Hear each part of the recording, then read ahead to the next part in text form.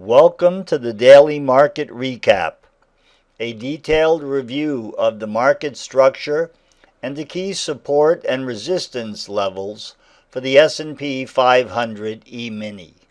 Today is Monday, October 21st, 2013.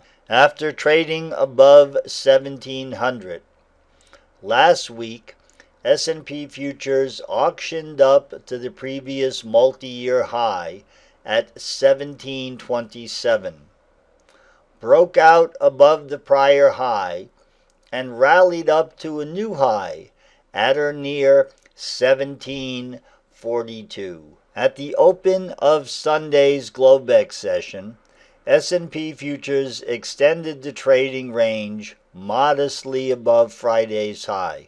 During Monday's session, the market made a modest pullback, trading down to 1735, auctioned up to the overnight high, and extended the trading range by another point, rallying up to 1742. Coming into today's session, the maximum likelihood expectation price target is located up at 1750.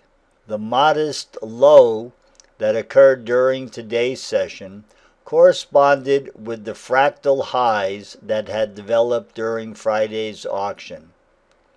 S&P futures traded in a very narrow range, and there was limited trade opportunity during Monday's session. For a detailed review of Monday's market developments, we'll turn our attention to the 5-tick range chart. Despite the narrow range that characterized Monday's auction, there were several obvious trade opportunities. Overnight, the S&P had traded up to 1741 and had pulled back down to retest support at 1735. During Monday's day session, the S&P once again retested the overnight high.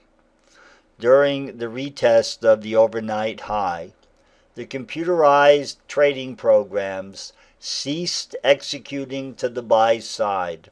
The price action paused at the high, and the S&P traded back down to retest the opening range low. There were two attempts to retest the low.